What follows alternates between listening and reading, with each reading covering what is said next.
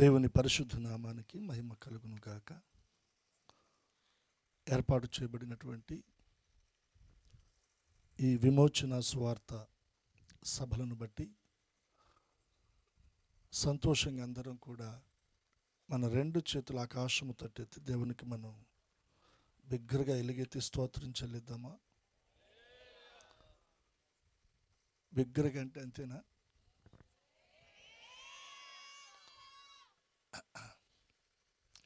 ఏకస్వరంతో మరొకసారి చెప్దాం, హల్లెలూయా. ఈ సభలను బట్టి సమస్త మహిమ ఘనత ప్రభావములు తండ్రి కుమార పరిశుద్ధాత్మ త్రియేక దేవునికి చెందునుగాక. ఈ సభల ద్వారా సంఘము దేవుని కృపలో క్షేమాభివృద్ధి చెందునుగాక. ఈ సభల ద్వారా మన ప్రాంత ప్రజలు దేవుని వైపు తిరుగుదురుగాక. గత రాత్రి ప్రభు అద్భుతంగా దీవెనకరంగా ప్రభు జరిగించారు. తిరిగి రెండవ దినాన మరల మనమందరం కూడా దేవుని సన్నిధిలోనికి ఈ రీతిగా సమకూర్చబడటానికి ప్రభు మనకి కృపానుగ్రహించారు. ఎంతో ప్రయాస కోర్చి ఈ సభలు ఏర్పాటు చేసిన ప్రియ దేవుని దాసులు దైవజనులు పౌల్రాజు గారికి, వారి కుటుంబానికి, సంఘానికి, దేవుని సేవకునిగా నేను హృదయపూర్వకంగా వందనాలు తెలియచేస్తా ఉన్నాను. అలాగే వేదిక మీద ఉన్న ప్రియ దేవుని దాసులు Kolakaluru Telugu Baptist church pastor గారు సురేషయ్య గారికి, అలాగే ఇక్కడ ఉన్నటువంటి దైవజనులందరికీ, అలాగే పెద్దలు వెంకయ్య గారికి, ఈ సభలోనికి చేరువచ్చిన మీ అందరికీ కూడా ప్రభు పేరిట హృదయపూర్వకంగా వందనాలు తెలియచేస్తా ఉన్నాను. కొద్ది నిమిషాలు దేవుని మాటలు వినడానికి మనం ఆసక్తిని చూపుదాం. మిమ్మలను విసిగించకుండా, ఇబ్బంది పెట్టకుండా ఈ రాత్రికాల సమయంలో మన ముందున్న సమయ పరిధిలోని కొద్ది నిమిషాలు దేవుని మాటలు మనం ధ్యానం చేద్దాం. ఈ దినాన మీతో దేవుని వాక్యాన్ని పంచుకోవడానికి ప్రభు దగ్గర ప్రార్థన చేస్తూ ఉన్నాను. వాస్తవానికి నిన్నటి దినాన నేను ఒక సందేశాన్ని నేను ప్రార్థన చేసుకొని సిద్ధపడ్డాను. మరలా ఈరోజు ప్రభు దగ్గర ప్రార్థన చేస్తూ ఉంటుంటే ఆ సందేశం అంతా కూడా ప్రభు ఆలోచన తలంపులు ఉండి అలా పక్కకు నెట్టేశారు. రాత్రి ఇక్కడ కూర్చున్నప్పుడు ఈ బ్యానర్ మీద ఉన్న వాక్యం ప్రార్థన చేసుకుంటూ ఉన్నప్పుడు ప్రభు మరలా తలంపుల్లోకి తీసుకొచ్చారు. ఎంతమందికి వాక్యం కనబడుతూ ఉంది? రైట్, చదువుకుందాం. బైబిల్ తెరిచి చూడండి, యెహోషువ గ్రంథం, ఇది రాట్ల మోనోట్, 1వ అధ్యాయం 9వ వచనం.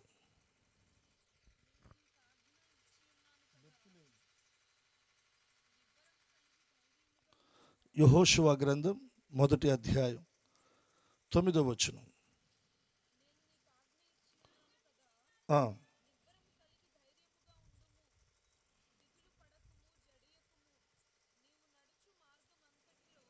ఈ మాట మీరు మనసును పెట్టండి. నీవు నడుచు మార్గమంతటిలో నీ దేవుడైన యెహోవా నీకు తోడై ఉండును. ఉంటాడు కాదు, ఉండును. డిక్లేర్ అయిపోయింది. చిన్న ప్రార్థన చేసుకుందాం. కళ్ళు మూసి తలలో ఉంచుదాం. పరిశుద్ధ తండ్రి, నాయన మీకు వందనాలు, స్తోత్రం చెల్లిస్తున్నా. మీ ప్రియ దాసులు పౌల్రాజు గారు కుటుంబం, సంఘం ఎంతో ప్రయాస కోర్చిన ఆయన ఈ సభలో ఏర్పాటు చేశారు. మొదటి దినం అద్భుతంగా మీరు జరిగించారు. తిరిగి రెండవ దినాన మేమందరము మీ సన్నిధిలో సమకూర్చబడి ఇంతవరకు మీ ఘననామాన్ని స్తుతించే భాగ్యాన్ని మీరు మాకు ఇచ్చారు. మేమందరము నీ మాటల కొరకు మీ సన్నిధిలో కనిపెట్టుకొని ఉండగా నీ పక్షంగా నిలబడి నన్ను సంపూర్ణంగా మీ సిలువ చోట్న మరుగు చేసి మీ మెల్లని స్వరముతో మీరే మాతో మాట్లాడి మమ్మలను దీవించి మహిమ పొందమని యేసు నామమును ప్రార్థించి అడుగుచున్నాను తండ్రి, ఆమేన్. ఆమేన్. సంతోషంగా అందరూ మరొకసారి రెండు చేతుల దేవునికి బిగ్గరగా స్తోత్రం చెల్లిద్దాం. బిగ్గరగా మరొకసారి చదవబడినటువంటి వాక్య భాగాన్ని మనం గమనిస్తే, యెహోషువతో దేవుడు మాట్లాడుతూ ఉన్నాడు.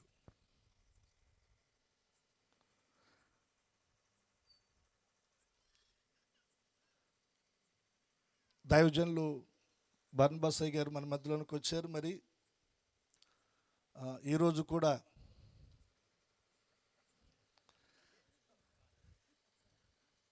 మరి గిఫ్ట్ తీసుకొచ్చారు అనుకుంటున్నాం. మరి ఆర్థిక శాఖ మంత్రి అంటే వచ్చేవారు ఒత్తు చేతులతో రారు కదా.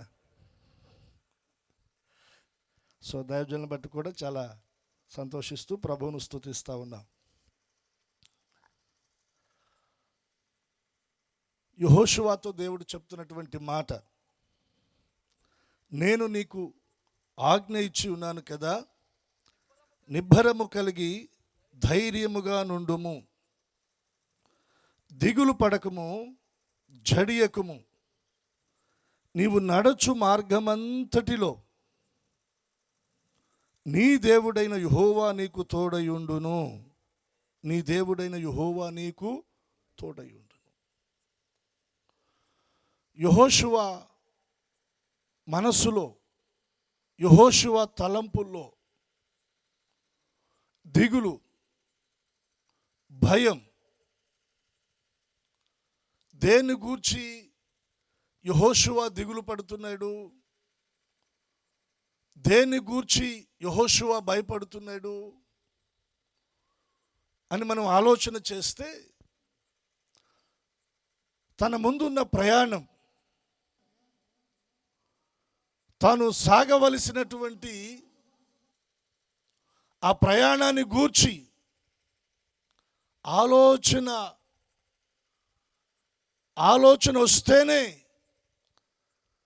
యెహోషువలో తెలియని ఒక భయం, ఒక దిగులు వచ్చేస్తూ ఉంది. దానికి కారణం ఏంటంటే, వారి నాయకుడు మోషే చనిపోయాడు. ఐగుప్తు నుండి బయటికి తీసుకొని రాబడిన ఇశ్రాయేలు ప్రజలు, బైబిల్ పండితులు చెప్తా ఉన్నారు, ఇంచుమించుగా 20 లక్షలు పైబడి కాల్బలమని. ఈ 20 లక్షల కాల్బలంగా ఉన్న ఇశ్రాయేలు ప్రజలను వాగ్దాన భూమికి వారిని నడిపించాలి. ఈ ప్రయాణంలో వారి ముందు యోర్దాను నది అడ్డుగా ఉంది. ఈ ప్రయాణంలో వారి ముందు ఎరుకో ప్రాకారాలున్నాయి. ఈ ప్రయాణంలో వారి ముందు శత్రువుల సేనలున్నాయి. వీటన్నిటిని కూడా దాటి వాగ్దాన దేశమును వీరు స్వతంత్రించుకోవాలి.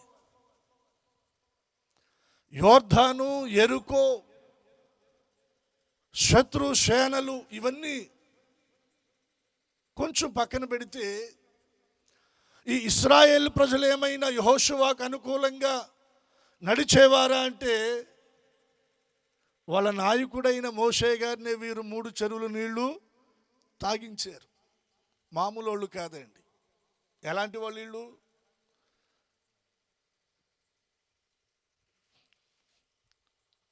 మన వాళ్ళు అప్పుడప్పుడు అంటారు, పెడితే పెళ్లి కోరతారంట, పెట్టకపోతే. అప్పుడు ఇశ్రాయేల్ ప్రజల పరిస్థితి ఎలా ఉందంటే, అద్భుతం జరిగితే వేల్పులలో నీ వంటి వారు ఎవరు కూడా లేరయ్యా, అద్భుతములు చేటులో నీకు నీవే సాటి. స్తుతి కీర్తనలు బట్టి నీవు పూజ్యనీయుడవు, పరిశుద్ధతను బట్టి నీవు మహనీయుడు అని స్తుతిగానాలతో దేవుణ్ణి ఆరాధించిన ప్రజలు కాస్తంత ముందుకు సాగగా వారి ప్రయాణంలో చేదు అనుభవం ఎదురవంగానే అదే ప్రజలు మోషే మీద ఏం చేశారంట? సనిగారు. అదే ప్రజలు దేవునికి విరోధంగా మాట్లాడారు. దేవుడు మారాను మధురంగా చేసి వారి దాహాన్ని తీర్చి కాస్త ముందుకు నడిపిస్తే వారి కోరిక దేని మీదకి వెళ్ళింది? మాంసం. ఏం కావాలంట? సవిసారము లేని భోజనం అయిపోయింది, మాకు మాంసం తినాలనిపిస్తూ ఉందని సొనిగారంట. మోషే దేవుని దగ్గర ప్రార్థించగా దేవుడు కనికరించి పూరేళ్ల పెట్టెలను కురిపించి వారికి మాంసాన్ని ఇవ్వగా అదేమైనా కాస్త నెమ్మదిగా తిన్నారా అంటే అది కూడా ఆతృతగా తిన్నారంటే. ఎన్నో కోణాలలో మోషేను ఎన్ని ఇబ్బందులు పెట్టారు. మోషేను గురించి వ్రాయబడినటువంటి మాట, అతడు సాత్వికుడు. ఎవరు చెప్పండి? మోషే సాత్వికుడు. దేవుడే మోషేను గూర్చి సాక్ష్యం ఇచ్చాడు. అంత సాత్వికుడైన మోషేకే ఇశ్రాయేలు ప్రజలు ఏం తీసుకొచ్చారో తెలుసా? కోపాన్ని తీసుకొస్తే మోషే కాని మాట పలకాల్సి వచ్చిందండి. మామూలు వాళ్ళు కాదు వీళ్ళు. ఆ రోజుల్లో కాదండి, ఈ రోజుల్లో కూడా అక్కడక్కడ మనకి తగులుతూ ఉంటారు. సంఘాలలో, సమాజంలో, కుటుంబాల్లో ఇటువంటి వారిని మనం చూస్తాం. అద్భుతం జరిగితే, అనుకున్నది అనుకున్నట్టుగా జరిగితే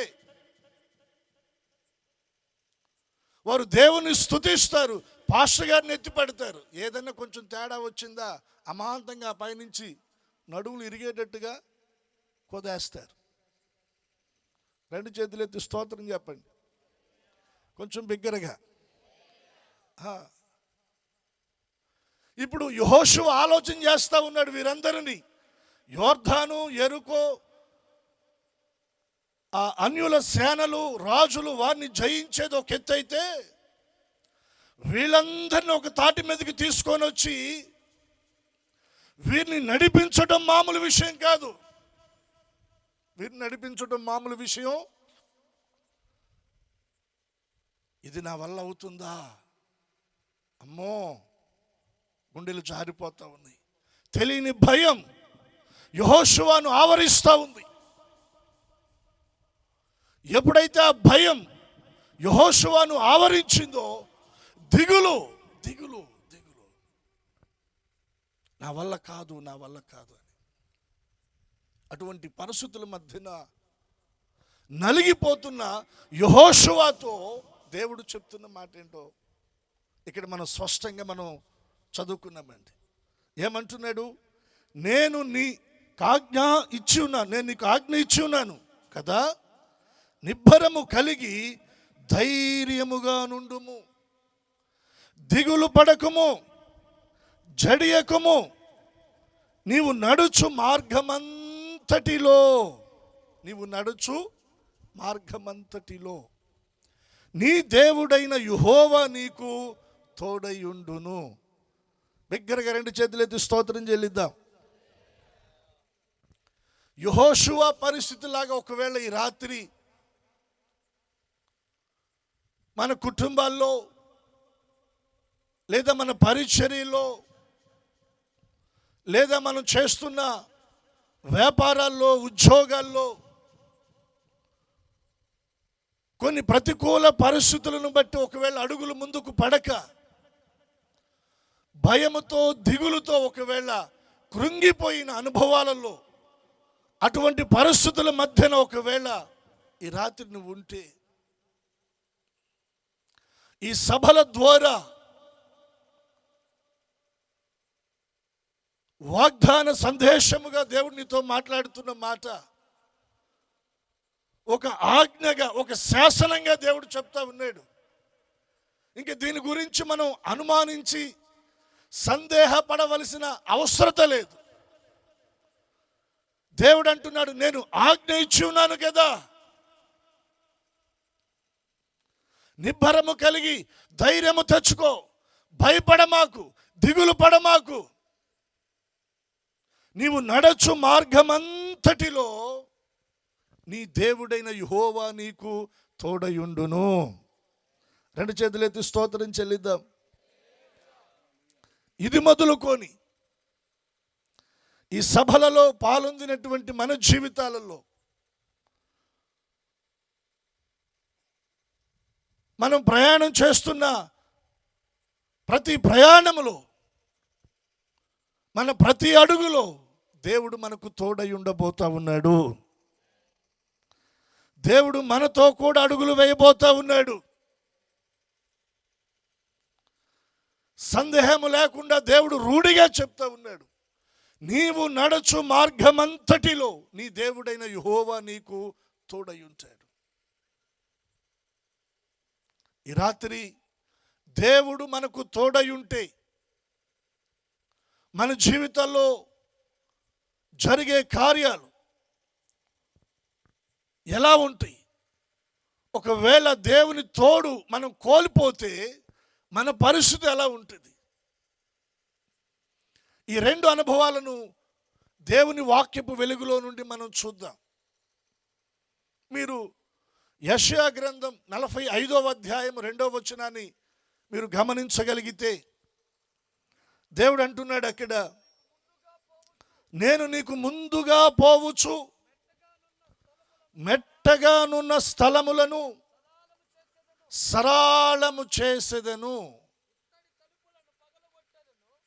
ఇత్తడి తలుపులను నేను పగలగొడతాను, ఇనప గడియలను నేను విరగగొడతాను, పేరు పెట్టి నేను నిన్ను పిలిచి ఉన్నాను, ఇశ్రాయేలీల దేవుడైన యెహోవాను నేనే అని నీవు తెలుసుకొనున్నట్లు అంధకార స్థలములలో ఉంచబడిన నిధులు, రహస్య స్థలాలలో మరుగైన ధనమును నీకిచ్చేదను. చప్పట్లు కొట్టి దేవుని నామాన్ని కనపరుద్దాం. మరుగైన దానిని, రహస్య స్థలాలలో దాచబడిన దానిని దేవుడు మనకి ఇవ్వడానికి ఇష్టపడతా ఉన్నాడు.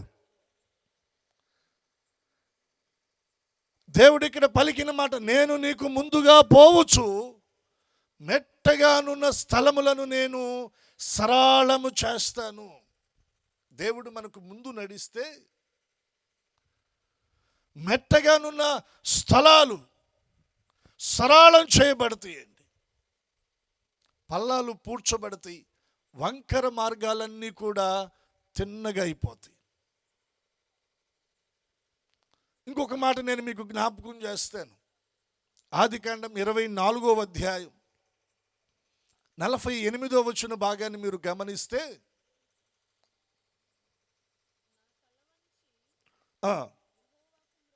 యెహోవాకు మ్రొక్కి అబ్రహామును నా యజమానుని దేవుడైన యెహోవాను స్తోత్రము చేసి తిని, ఏలయనగా ఆయన నా యజమానుని యొక్క సహోదరుని కుమార్తెను అతని కుమారునికి తీసుకొనున్నట్లు సరి అయిన మార్గములో నన్ను నడిపించెను.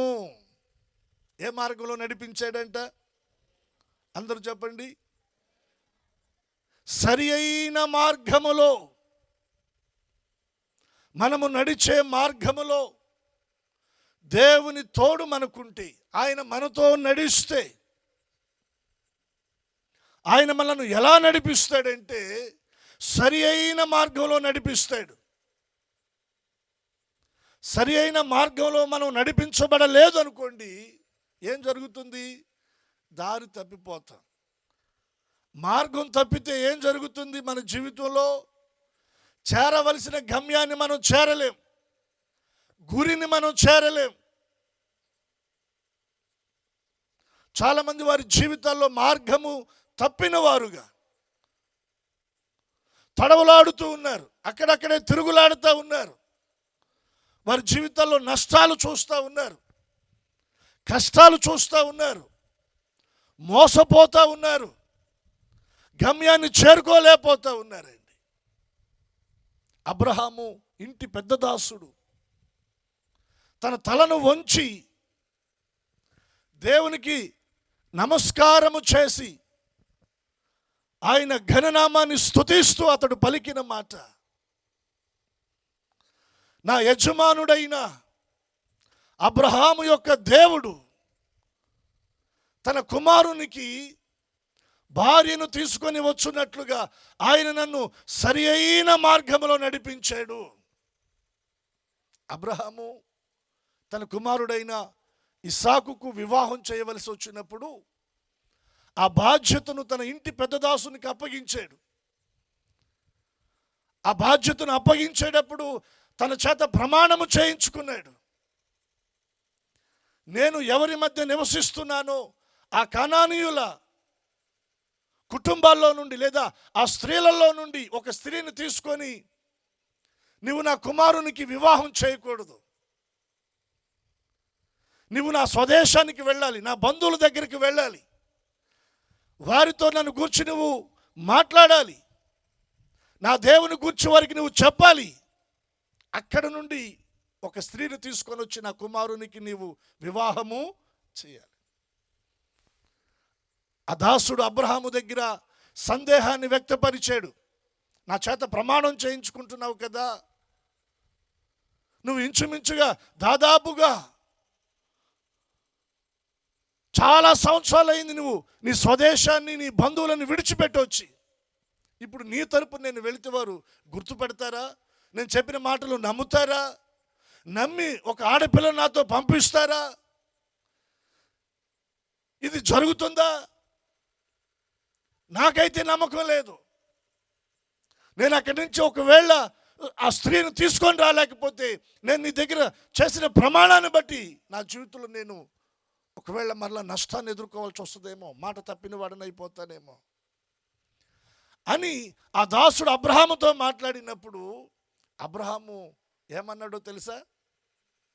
ఒక అద్భుతమైనటువంటి మాట అన్నాడండి. చూడండి, ఆదికాండం 24వ అధ్యాయంలో ఆ మాట మనం చూస్తాం. 7వ వచనం, నా తండ్రి ఇంట నుండి నేను పుట్టిన దేశము నుండి నన్ను తెచ్చి నాతో మాటలాడి నీ సంతానమునకు ఈ దేశమునిచ్చేదనని ప్రమాణము చేసి నాతో చెప్పిన పరలోకపు దేవుడగు యెహోవా తన దూతను నీకు ముందుగా పంపును. చప్పట్లు కొట్టి దేవుని నామాన్ని కనపరుద్దాం. అబ్రహాము ప్రయాణములో అబ్రహాముతో కూడా సాగిన దేవుడు, ఆ అనుభవాలను అనుభవించిన అబ్రహాము తన దాసునికి చెప్తా ఉన్నాడండి. ఏమంటున్నాడు? నా తండ్రి ఇంట నుండి నేను పుట్టిన దేశము నుండి నన్ను తెచ్చి నాతో మాట్లాడి నీ సంతానమునకు ఈ దేశం ఇచ్చేదనని ప్రమాణము చేసి నాతో చెప్పిన దేవుడు భూమి మీద ఉన్న దేవుడు కాదు, ఎవరైనా పరలోకపు దేవుడు. రెండు చేతులెత్తి స్తోత్రం చెల్లిద్దాం. ఈ రాత్రి మనము స్తుతిస్తున్న దేవుడు, ఈ రాత్రి మనము సేవిస్తున్న దేవుడు, ఈ రాత్రి మనం ప్రార్థిస్తున్న దేవుడు జీవము కలిగిన దేవుడు. ఆయన మనుషుల చేత చేయబడిన వాడు కాదు. ఆయన తనకు తానుగా స్వయముగా ఉన్నవాడు, పరలోకపు దేవుడు ఆయన. అబ్రహాం అంటున్నాడు, పరలోకపు దేవుడగు యెహోవా తన దూతను నీకు ముందుగా పంపును. పంపాడే లేదా? చెప్పాలా? పంపాడే లేదా? అబ్రహాము ఇంట ఉన్న పెద్ద దాసుని ఆ ప్రయాణంలో దేవుడు తన దూతను ముందుగా పంపాడండి. ఆ దాసునికి ముందుగా దేవుని దూత నడిచింది. ఇప్పుడు ఆ దాసుడు ఏమని సాక్ష్యం ఇస్తున్నాడు? సరి అయిన మార్గములో దేవుడు నన్ను నడిపించాడు. నీ చదువులు కంప్లీట్ అయిన తర్వాత నువ్వు చేయవలసిన ఉద్యోగాల్లో, వ్యాపారాల్లో, నీ చేతి పనుల్లో, నీ పిల్లల భవిష్యత్తు, వారి వివాహ విషయాలలో దేవుడు సరి అయిన మార్గములో నిన్ను నడిపించబోతా ఉన్నాడు. నీ పాదము తొట్టిల్లకుండా, నీ అడుగు కుడి ఎడమలకు తొలగిపోకుండా, అపవాది ఒగ్గిన వలలో నీ పాదము చిక్కబడకుండా, నీ దేవుడైన యెహోవా నీవు నడుచు మార్గమంతటిలో ఆయన నీకు తోడై ఆయన నిన్ను నడిపించబోతా ఉన్నాడు. ఆయన నడిపిస్తే ఎలా ఉంటుందో దాని కొరకు నేను మీకు ఈ సందర్భాన్ని జ్ఞాపకం చేశాను. సరి అయిన మార్గములో తీసుకొని వచ్చాడంటండి. తను ఎక్కడికైతే వెళ్ళాలో, ఏ ప్రాంతానికైతే వెళ్ళాలో, ఏ గృహానికైతే వెళ్ళాలో, ఏ వ్యక్తి దగ్గరికైతే వెళ్ళాలో సరి అయిన మార్గంలో నడిపించాడు. నడిపించటమే కాదు, అక్కడ కార్యసిద్ధిని దేవుడు జరిగించాడు. గత అనుభవాల్లో, గత కాలంలో ఒకవేళ నీవు మార్గం తప్పిన వాడవై, త్రోవలో నుండి తొలగిపోయిన వాడవై, నానా రకాల సమస్యలతో, ఇబ్బందులతో, ఇరుకులతో నలిగిపోతూ ఒకవేళ భయభీతుడివై ఉన్నావేమో, ఈ రోజున ఈ సభల ద్వారా దేవుడు చెప్తున్న మాట, నీవు దిగులు పడకు, నీవు జడియకు, నీవు నడచు మార్గమంతటిలో నీ దేవుడైన యెహోవా నీకు తోడై సరి అయిన మార్గంలో ఆయన నిన్ను నడిపించబోతా ఉన్నాడు. సరి అయిన మార్గంలో ఆయన నిన్ను నడిపిస్తూ నీకు ముందుగా ఉన్న మెట్టను ఆయన చదును చేయబోతా ఉన్నాడు. పల్లాలను ఆయన పూడ్చివేయబోతా ఉన్నాడు. వంకర మార్గాలను ఆయన తిన్నగా చేయబోతా ఉన్నాడు. ఇత్తడి తలుపులు, ఇనప గడియలను ఆయన పగలగొట్టి నీ ఎదుట ద్వారాలను తెరవబోతా ఉన్నాడు. రెండు చేతులు ఎత్తి స్తోత్రం చెల్లిద్దాం. ఆయన ద్వారము తెరవగా దాన్ని మూయగలిగిన వారు ఎవరు కూడా, ఆయన ద్వారాన్ని మూస్తే తెరవగలిగిన వారు ఎవరు లేరు. ఇప్పటి వరకు నువ్వు అనుభవించిన ఆ దరిద్రత శాపము దేవుడు కొట్టివేసి, రహస్య స్థలాల్లో మరుగైన ధనాన్ని, నిధులను దేవుడు నీకు ఇచ్చి ఆయన నిన్ను ఆశీర్వదించబోతున్నాడు. ఆయన నిన్ను ఆశీర్వదించబోతున్నాడు. దేవుని తోడు ఎంతమంది కోరుకుంటున్నారు? బిగ్గరగా స్తోత్రం చెప్పండి. నేను నడిచే మార్గములో దేవుని తోడు నాకు కావాలి. చెప్పగలరు ఈ మాట? నాతో కలిసి చెప్పండి అందరూ. నేను నడిచే మార్గమంతటిలో దేవుని తోడు నాకు కావాలి. ఎంతమంది తీసుకొచ్చారు చేతులు? నాకు అన్న దగ్గర ఆ పదం చదివేటప్పుడు మనం గుండెల మీద పెట్టుకుందాం. నేను నడిచే మార్గమంతటిలో దేవుని తోడు నాకు కావాలి. బిగ్గరగా హల్లెలూయా, హల్లెలూయా. దేవుని తోడు మనం నడిచే మార్గమంతటిలో ఆయన తోడు మనకు రాబోతా ఉంది. ఇశ్రాయేలు ప్రజల విషయంలో దేవుడు ఒక పర్యాయం మౌనం అయిపోయాడు. మోషే దేవుని దగ్గర ప్రార్థన చేస్తూ ఉన్నాడు, అయ్యా మీరు మాతో కూడా రావాలి అని. దేవుడు మెల్లగా మోషేతో చెప్పాడు, నేను మీతో రాను అని. అదేంటయ్యా, నువ్వు రాకపోతే మా జీవితాలు ఏమైపోతాయి, నువ్వు మాతో కూడా రావాల్సిందే అని కొంచెం మొండిగా ప్రార్థన చేశాడు. దేవుడు కూడా గట్టిగానే చెప్పాడు, నేను రాను అని. ఎందుకు రావంటే దేవుడు అన్నాడు, మీరు లోబడనొల్లని ప్రజలు. ఎవరంట? మీరు లోబడనొల్లని ప్రజలు. కాబట్టి నేను మీతో రాను. వెంటనే మోషే గుండె పగిలిపోయినంతగా మోకాళ్ళ మీద పడి ఏడుస్తూ ఉన్నాడు. రోజులు గడుస్తూ ఉన్నాయి. మోషే ఇశ్రాయేల్ ప్రజలను తీసుకొని ఒక్క అడుగు కూడా ముందుకు వేయలా. దేవుని దగ్గర పెనుగులాడుతున్నాడు, నువ్వు మాతో కూడా రావాల్సింది. నువ్వు రాకుండా మేము ఒక్క అడుగు కూడా ఇక్కడి నుంచి ముందుకి వేయం. దేవుని తోడు లేకుండా ఒకవేళ మనం అడుగులు వేస్తే మన పరిస్థితులు ఎంత దారుణంగా ఉంటాయో మోషేకు తెలుసండి. అందుకనే మొండివాడై ప్రార్థనలో పెనుగులాడుతూ ఉన్నాడు. చివరిగా దేవుడు ఏమన్నాడు తెలుసా? నా సన్నిధి నీకు తోడుగా వచ్చును. ఎప్పుడైతే దేవుడు ఆ మాట అన్నాడో, ఆ మాట అన్న తర్వాత మోషే తన ప్రయాణాన్ని సాగించాడు. దేవుని తోడు ఈ రాత్రి మన మార్గం అంతటిలో మనకు కావాలని మనం కోరుకున్న వారమైతే, దేవుని సేవకునికి నేను మీకు మనవి చేస్తున్నాను, మనం దేవునికి లోబడే వారంగా ఉండాలి. ఎవరికి లోబడాలి? మనం దేవునికి లోబడే వారంగా ఉండాలి. దేవునికి లోబడే వారితో దేవుడు నడుస్తాడు, వారితో అడుగులు వేస్తాడు, వారికి ఆయన తన సన్నిధిని తోడుగా ఉంచుతాడు.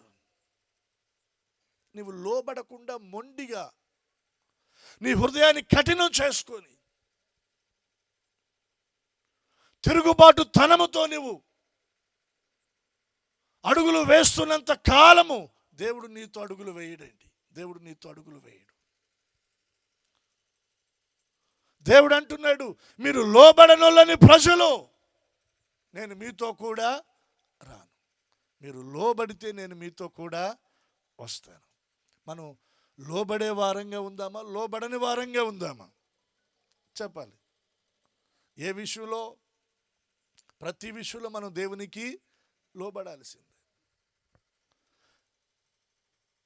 మనం దేవునికి లోబడగలిగితే దేవుని తోడు మనకు ఉంటుంది. మన మార్గమంతటిలో దేవుడు మనకి ఆయన తన సన్నిధి నుంచి మనల్ని నడిపిస్తాడండి. యాకోబు తన పత్రికలో రాస్తాడు, దేవునికి లోబడుడి, అపవాదిని ఎదిరించు. అప్పుడు వాడేమవుతాడు? మన దగ్గర నుంచి పారిపోతాడు. వాడు పారిపోకుండా ఉండడానికి కారణం ఏంటి? మన దగ్గరే మనం దేవునికి లోబడటం లేదు. మనం దేవునికి లోబడటం లేదండి. మనం దేవునికి లోబడితే దయ్యాలు మనకు లోబడతాయి. రెండు చేతులెత్తి స్తోత్రం చెప్పండి. ఒక తల్లిగా తండ్రిగా కుటుంబంలో దేవుని సేవకునికి నేను మీకు చెప్తా ఉన్నాను, మనం దేవునికి లోబడితే మన పిల్లలు మనకు లోబడతారండి. మనం దేవుని మాట వింటే మన పిల్లలు మన మాట వింటారు.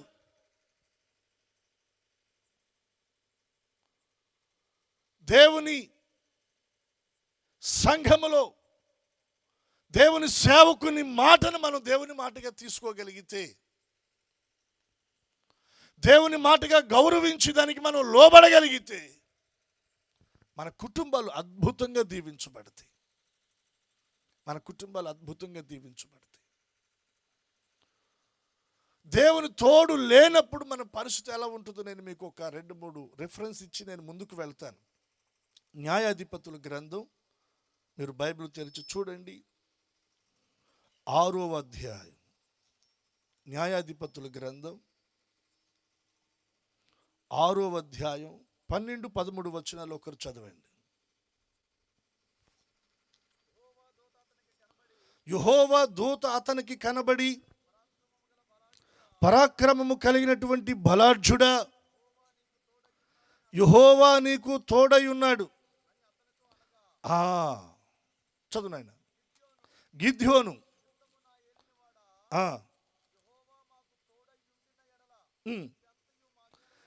ఈ మాట మీరు కొంచెం మనసును పెట్టాలి. దేవుడు నిజంగా మాకు తోడై ఉంటే ఇదంతా ఎందుకు జరుగుతుంది?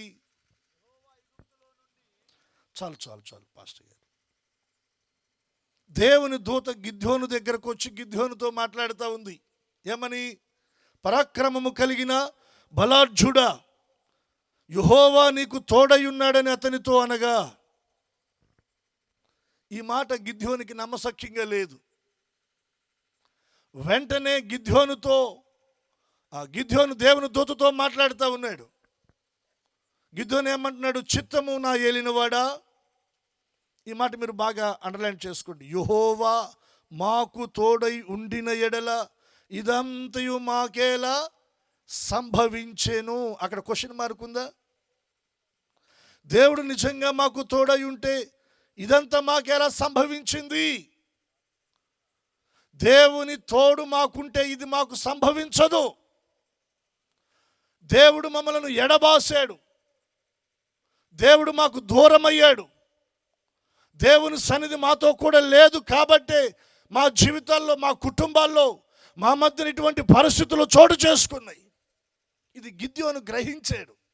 కొంతమంది గ్రహించలేరండి.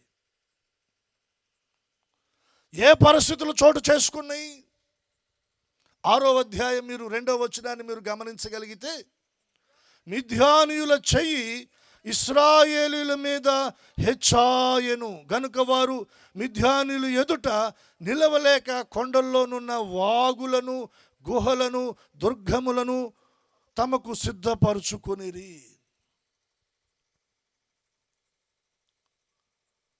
దేవుడు తోడై ఉంటే శత్రువు చెయ్యి మా మీద ఎందుకు హెచ్చుగా ఉంటుంది?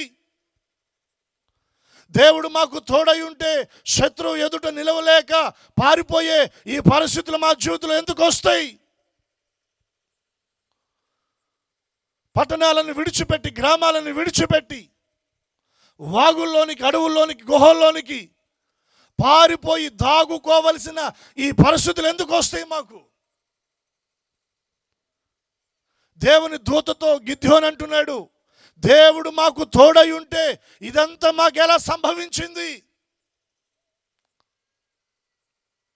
ఇశ్రాయేలు ప్రజలతో దేవుడు లేడు కాబట్టే మిద్యానీయుల చెయ్యి ఇశ్రాయేలు ప్రజల మీద వారి చెయ్యి హెచ్చైపోయిందంట.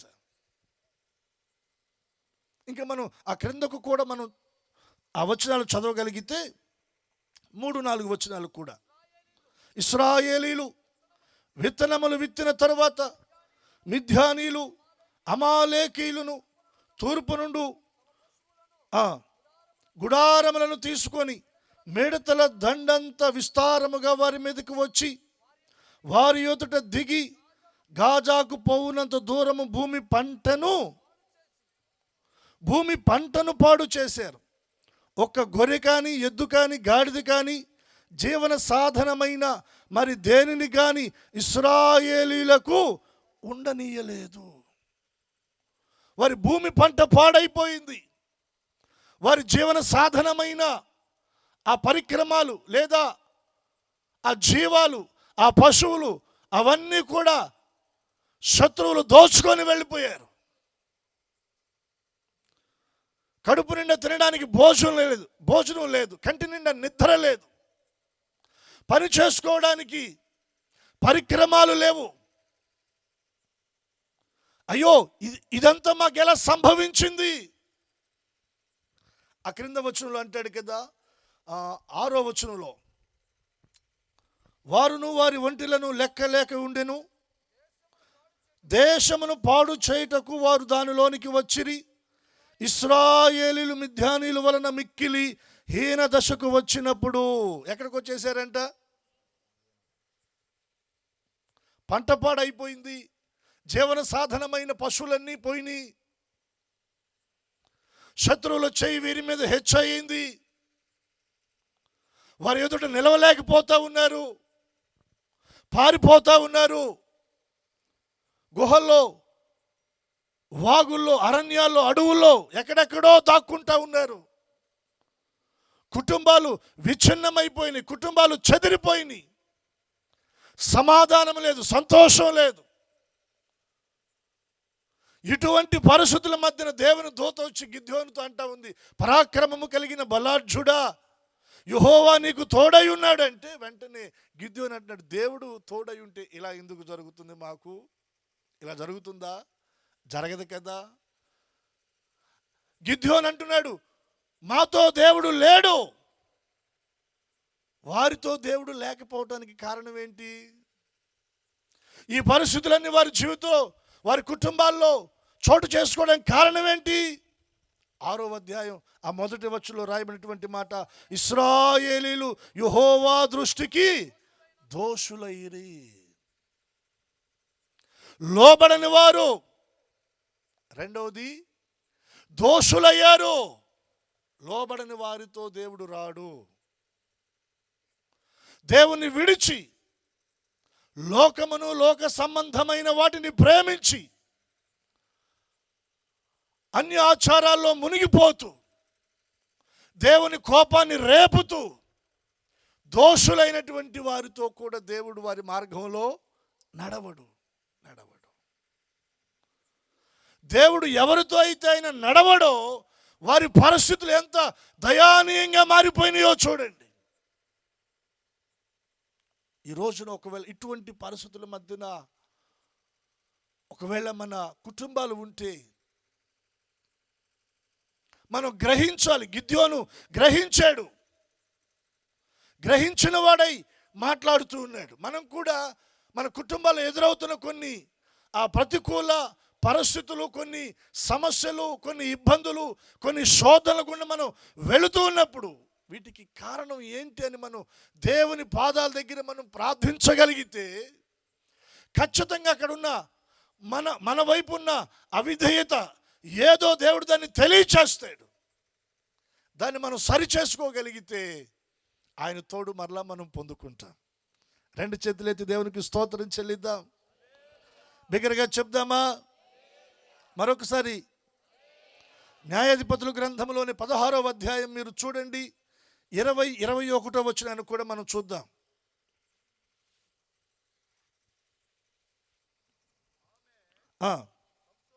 సంసోను, ఫిలిష్తీయులు నీ మీద పడుచున్నారు.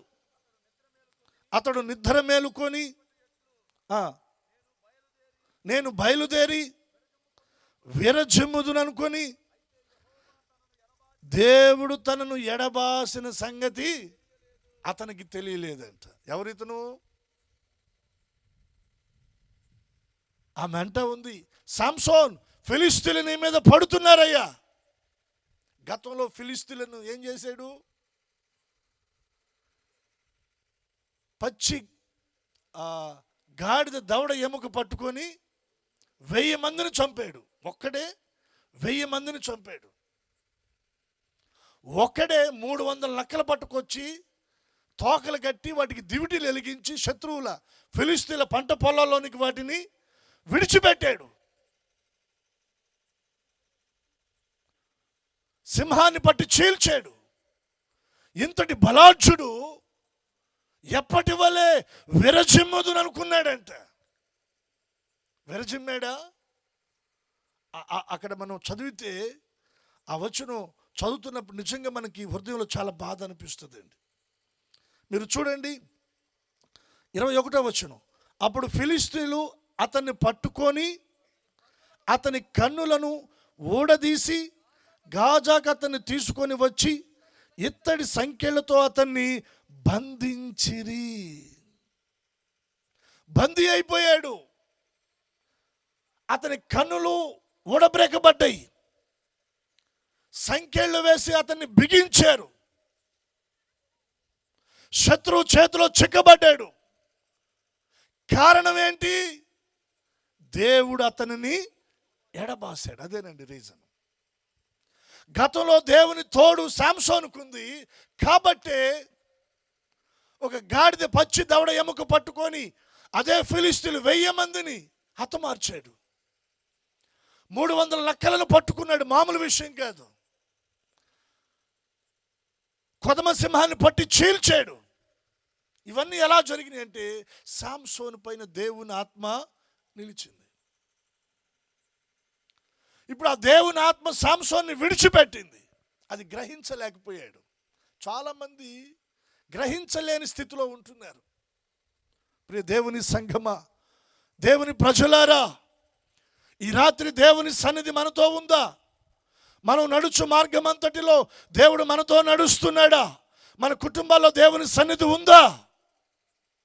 మనం గ్రహించాలి. గిద్యోను గ్రహించాడు, దేవుడు తోడై ఉంటే ఇదంతా మాకెందుకు జరుగుతుంది? దేవుడు మాతో కూడా లేడు. దానికి కారణం ఏంటంటే మేము దేవుని దృష్టిలో దోషులమయ్యాం. సాంసోను కూడా దేవుడు తనను ఎడబాసిన సంగతి అతడు గ్రహించలేకపోయాడు. ఎందుకు సాంసోన్ని దేవుడు ఎడబాసాడు? సాంసోన్ నాజీరు చేయబడినవాడు కదా, దేవుని కొరకు ప్రతిష్ఠితుడుగా జీవించవలసిన వాడు కదా. అటువంటి సాంసోను ఎక్కడికి వెళ్ళాడంట? ఒక వేశ్య దగ్గరికి వెళ్ళాడు. ఈ రోజున మన జీవితాల్లో అపవిత్రమైన స్థలాలకు, అపవిత్రమైన కార్యాలకు, అపవిత్రమైనటువంటి పనులకు మన జీవితంలో మనం చోటిస్తే దేవుడు మనతో కూడా ఉంటాడా? నేను రక్షించబడినటువంటి తొలి దినాలలో ఓ తల్లి ప్రార్థన చేసుకుంటా ఉంది. భర్త పనికి వెళ్ళిపోయాడు, 2 చిన్న పిల్లలు. ప్రార్థన చేసుకుంటా ఉంది. ఆ పక్కన మేము కొంచెం పని చేస్తూ ఉన్నాం. ఆమె ప్రార్థన వింటే నవ్వు వచ్చిందండి. ఏమని ప్రార్థన చేస్తుందో తెలుసా? ఆ 2 చిన్న పిల్లలను తీసుకొని సినిమాకు బయలుదేరిందంట. కొత్త సినిమా అంట, బాగా రద్దీగా ఉందంట. అయ్యా, నాకు తోడుగా వచ్చి ఏ ఇబ్బంది లేకుండా నాకు టికెట్లు దొరకాలి. బ్లాక్లో కాదు, కౌంటర్లోనే తీసుకోవాలంట. ఫ్యాన్ కిందే సీటు దొరకాలంట. ఎక్కడ దొరకాలి? అయ్యా, నాకు తోడుగా రాయ్యా అని ప్రార్థన చేస్తూ ఉంది. చేసి యేసు నామములో అడుగుచున్నాను తండ్రి అని ఆమేనంది. ఇప్పుడు ఏమతో పాటు ఏమో నడిచే మార్గంలో దేవుడు తోడై ఆమెతో పాటు సినిమా హాల్కి వెళ్తాడా?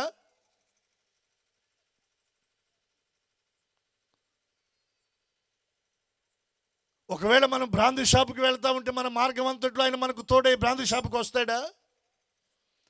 ప్యాకెట్కి వస్తాడా? అపవిత్రమైన స్థలాలకు వస్తాడా ఆయన? నీవు నడుచు మార్గం అంతటిలో నీ దేవుడైన యెహోవా నీకు తోడై ఉండును. సాంసోను జీవితంలో ఎప్పుడైతే అపవిత్రమైన ఆ స్థలానికి, ఆ చోటుకి, ఆ పని లేదా ఆ పరిస్థితుల్లోనికి వెళ్ళాడో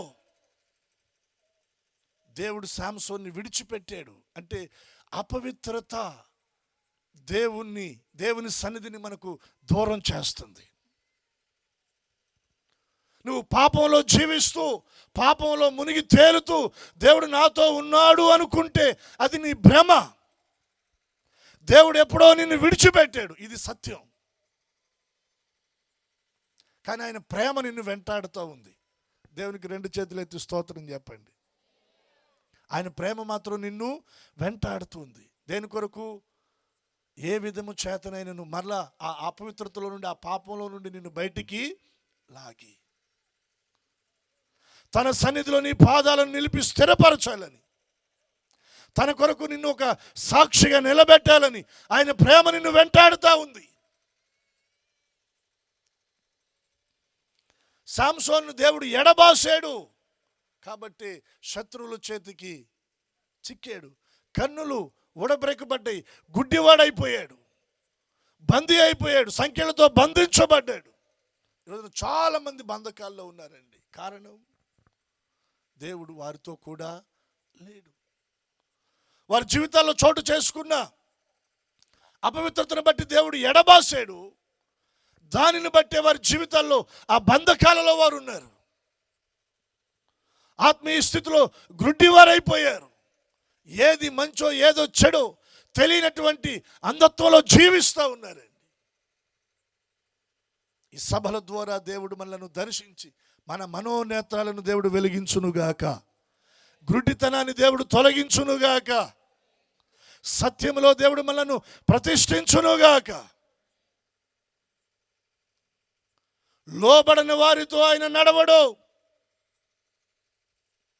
ఆయన దృష్టిలో దోషులైనటువంటి వారితో ఆయన నడవడు.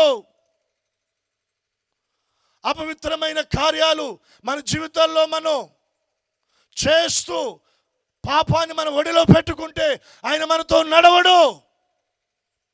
ఈ సత్యాన్ని రాత్రి నువ్వు గ్రహించాలి. యెహోషువతో దేవుడు అంటున్నాడు, నేను నీకు ఆజ్ఞ ఇస్తున్నాను, దిగులు పడకు, జడియమాకు, నీవు నడచు మార్గమంతటిలో కూడా నీ దేవుడైన యెహోవా నీకు తోడై ఉంటాడు. రెండు చేతులెత్తి స్తోత్రం చెల్లిద్దామా? బిగ్గరగా చెప్దామా? ఇంత ఖచ్చితంగా, ఖండితంగా, ఇంత రూఢిగా యెహోషువతో దేవుడు చెప్తా ఉన్నాడండి. లోబడనోళ్ళని ప్రజలతో రానన్న దేవుడు, ఆయన దృష్టిలో ద్రోషులైనటువంటి వారితో ఉండని దేవుడు, అపవిత్రతను తన జీవితంలోనికి తీసుకొచ్చుకున్న సాంసోన్ని విడిచిపెట్టిన దేవుడు యెహోషువతో అంటున్నాడు, నీవు నడచు మార్గమంతటిలో, లేదా నువ్వు వేస్తున్న ప్రతి అడుగులో, నువ్వు చేస్తున్న ప్రతి ప్రయత్నములో, ప్రతి పనిలో కూడా నేను నీకు తోడుగా ఉంటానయ్యా. యెహోషువకు దేవుడు తోడై ఉన్నాడండి. యోర్దాను ఏమైపోయింది చెప్పండి? రెండుగా పాయలైపోయింది. అయిందా లేదా? ఎగువ నుండి పారుతున్న ఆ నది, ఆ నదిలో ఉన్న ఆ నీరు ప్రవాహపు ఆ ఒరవడి నీరు దేవుడు ఏకరాశిగా దానిని నిలిపాడంట. ఎరుకో ప్రాకారాలను, పునాదులను సహితం కదిలించి ఆ ప్రాకారాలను ఆయన కూల్చాడు. 33 రాజులను సహితం యెహోషువ చేతికి దేవుడు అప్పగించాడు. యెహోషువ ద్వారా ఇశ్రాయేలు ప్రజలు వాగ్దాన భూమిని స్వతంత్రించుకున్నారు. స్వాస్థ్యంగా చీటీలు వేసి పంచుకున్నారు. వారు నాటని తోటలు, త్రవ్వని బావులు వారు పొందుకోగలిగారండి. ఇంత గొప్ప ఆ సంపద, ఆశీర్వాదం యెహోషువ ముందు దేవుడు పెట్టాడు. యెహోషువతో కూడా దేవుడు నడిచాడు. ఇంత యెహోషువతో అడుగులు వేయడానికి దేవుడు కోరుకోవడానికి యెహోషువలో దేవుడు ఏం చూశాడు? ఒక 2-3 విషయాలు నేను మీ దృష్టిలో తీసుకొచ్చి నేను ముగించేస్తానండి. చూడండి, మీరు యెహోషువ గ్రంథం 1వ అధ్యాయం 1వ వచనాన్ని చదవండి.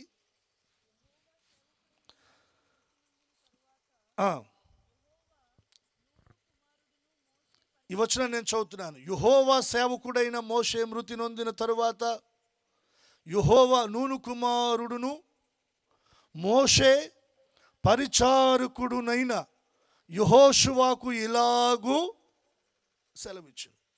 ఈ వచన భాగంలో మనం గమనించవలసిన మాట ఏంటో తెలుసా?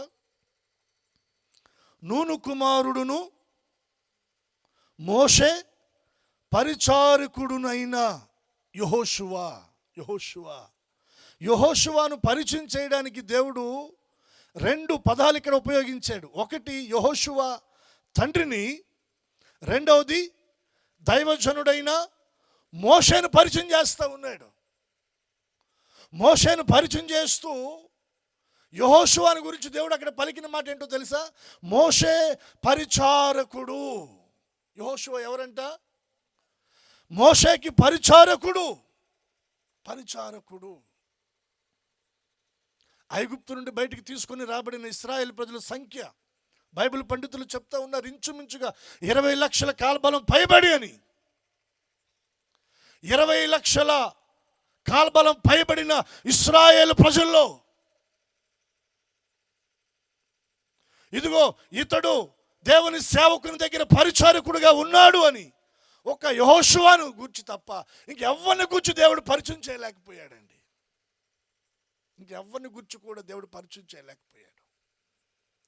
ఐగుప్తు నుండి బయటికి వచ్చేటప్పుడు యెహోషువ ఎంతటి వాడో తెలియదు మనకి.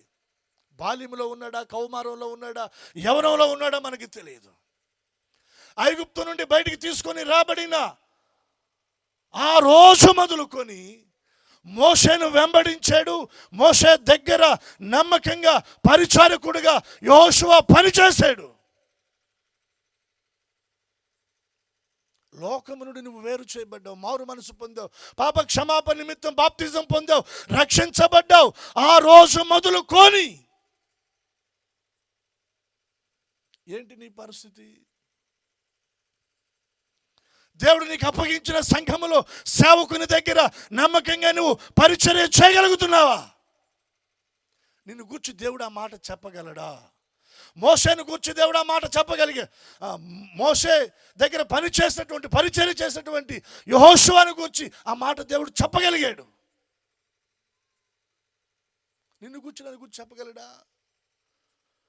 మన పరిస్థితి ఎలా ఉంటుందో చెప్తాను నేను ఇప్పుడు మీకు. చూడండి, మార్కు సువార్త 9వ అధ్యాయం 35వ వచనం. అందరు తీయాల. మన గురించి ఇక్కడ ఒక అద్భుతమైన మాట ప్రభు చెప్తున్నారండి. వారు ఊరకుండిరి, ఆయన కూర్చోండి 12 మందిని పిలిచాడు. ఈ 12 మంది సంఖ్య మనమే, ఇప్పుడు ఈ కోటాల్లో ఉన్న మనమే. 12 మందిని పిలిచి, ఎవడైనను మొదట వాడై ఉండగోరిన ఎడల వాడు అందరిలో కడపటి వాడును, అందరికీ ఏమై ఉండాలంట? అందరికా కొందరక? అక్కడ జరిగిన సిచ్యువేషన్ ఏంటంటే, ప్రభువారు నడుస్తూ ఉన్నారు, ఆయనతో కూడా ఆయన శిష్యులు నడుస్తున్నారు, ఇంకా చాలామంది ఉన్నారు.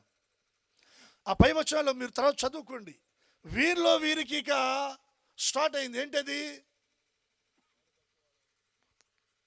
యాకోబు వచ్చి యోహాన్తో చెప్తున్నాడు, పేతురు గారి కంటే నేను గొప్పండి, ఆయన వయసులో పెద్దోడై ఉండొచ్చు కానీ ఆయనకున్నది ఆయన చెప్పుకున్నాడు. నేను ఊరుకో అని ఆంధ్రయ్య ముందుకు వచ్చాడు. ఏంది నీ గొప్ప? నీకంటే నేను. వీళ్ళిద్దరిని పక్కనెట్టి పేతురు గారు వచ్చారు. ఏమని? అసలు సంఘం కడతానంది నా మీదే కదా, మీరెవరైనా నన్ను ఫాలో అవ్వాల్సిందే. తర్వాత మళ్ళీ యోహాను వచ్చాడు. ఇలా వరుసగా 12 మందిలో ఒకరికొకరు వాదన జరుగుతూ ఉంది. నేను గొప్ప అంటే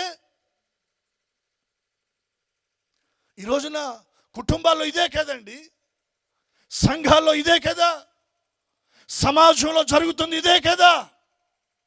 నేను గొప్ప అంటే నేను గొప్ప, నేను గొప్ప అంటే నేను గొప్ప, నేను ముందంటే నేను ముందు. ఇలా మాట్లాడుకుంటున్న వారందరినీ పోగేసి యేసుప్రభు చెప్పాడు, గొప్ప సంగతి పక్కన పెట్టండి, ముందు మీరు గొప్ప సంగతి మీరు పక్కన పెట్టండి. మీరు మొదటి వారుగా ఉండాలి అనుకుంటే మీరేమవ్వాలి? ఏమవ్వాలి? మీరు పరిచారకులు అవ్వాలి. యేసయ్య మనలో నుండి ఆయన కోరుకుంటుంది, మనల్ని ఫోకస్ చేసుకుంటూ ఏదో గొప్పవారిగా సమాజానికి మనం కనపరుచుకోవడానికి కాదు. సమాజానికి మనం పరిచారకులంగా ఉండాలి, సంఘానికి మనం పరిచారకులంగా ఉండాలి, కుటుంబానికి మనం పరిచారకులంగా ఉండాలి. మనిషి కుమారుడు పరిచర్య చేయించుకోవడానికి చేయడానికి, అనేకులకు విమోచన క్రయధనంగా ఆయన తన ప్రాణాన్ని పెట్టడానికి వచ్చాడు. సంఘములో నేను గొప్ప కాదు, ఒక పరిచారకుడిగా దేవుడు నిన్ను నన్ను చూచునుగాక. ఎలాంటి పరిచారకులు? దేవుని కొరకు, దేవుని పని కొరకు, పరిచర్య కొరకు, సంఘ క్షేమాభివృద్ధి కొరకై ప్రాణం పెట్టే పరిచారకులంగా మనల్ని దేవుడు చూడాలి. పరిచారకులుగా దేవుడు మనల్ని చూడాలండి. మోషే పరిచారకుడైన యెహోషువ, నీవు నడిచే మార్గమంతటిలో నేను నీకు పరిచారకులకు దేవుడు తోడై ఉంటాడు. చప్పట్లు కొట్టి దేవుని నామాన్ని కనపరుద్దాం. నేను గొప్పని కాళ్ళు ఎగరేసే వాళ్ళకి కాదు, నేను గొప్పని తల విసిరే వారికి కాదు ఆయన తోడుగా వచ్చేది. ఆయన కొరకు ఎవరైతే తమను తాము తగ్గించుకొని దీనులుగా మారిపోయి పరిచారకులుగా సమర్పించుకుంటారో, పరిచర్య చేయడానికి నడుము వంచి ముందుకు వస్తారో, వారు నడిచే మార్గం అంతటిలో దేవుడు వారికి తోడై ఉంటాడండి. ఇది ప్రభువు మాట, నా మాట కాదు. ఇశ్రాయేలు ప్రజలు లక్షల కొలది ఉన్నారు.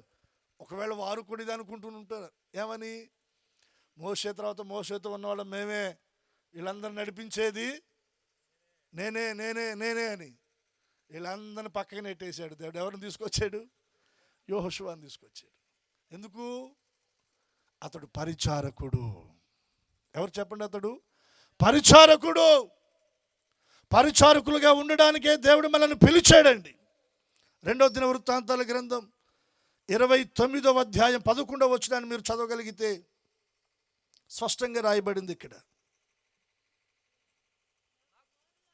నా కుమారులారా, పరిచారకులయుండి ధూపము వేయుటకు, తన సన్నిధి నిలుచుటకు, తనకు పరిచర్య చేయుటకు యెహోవా ఆయన మిమ్మల్ని ఏర్పరచుకొనెను గనుక మీరు అశ్రద్ధ చెయ్యకుడి. దేవుడు దేని కొరకు కోరుకున్నాడు మనల్ని?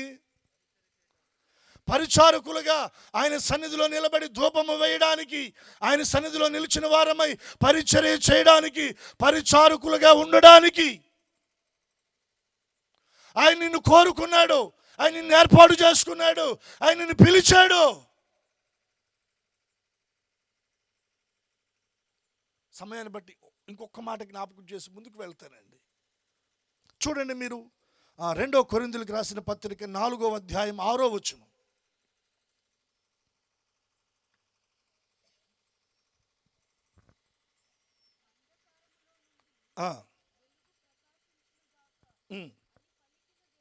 రెండవ కొరింథీ 4:6 చెప్తాడు.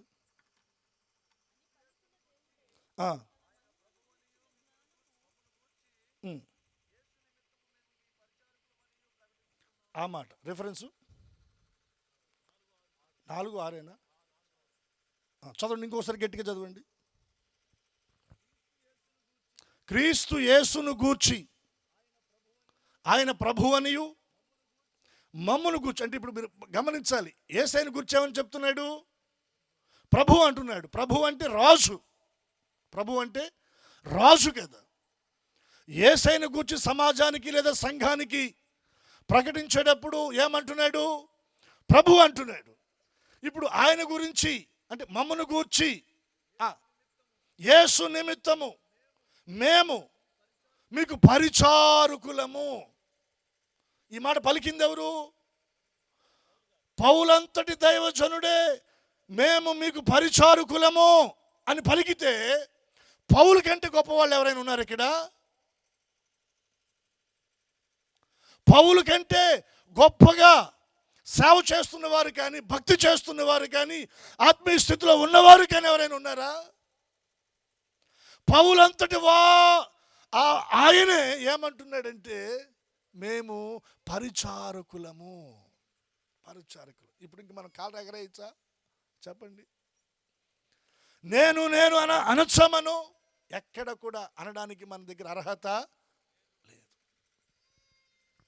లేదండి. మేము గొప్ప అనుకున్నటువంటి వారిని పిలిచి ప్రభు మర్యాదపూర్వకంగా కూర్చోబెట్టి వారికి చెప్తున్నాడు, ఇంటే సరి, వినకపోతే.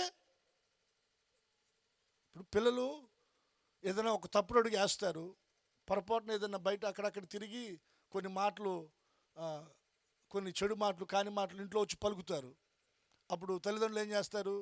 మా నాయనని ముద్దు పెట్టుకుంటారా? ఫస్ట్ చెప్తారు, అలా మాట్లాడకూడదు, అలా ఆ పనులు చేయకూడదని. వింటే సరే, వినకపోతే ఏం చేస్తారు? సాసి ఒకటి.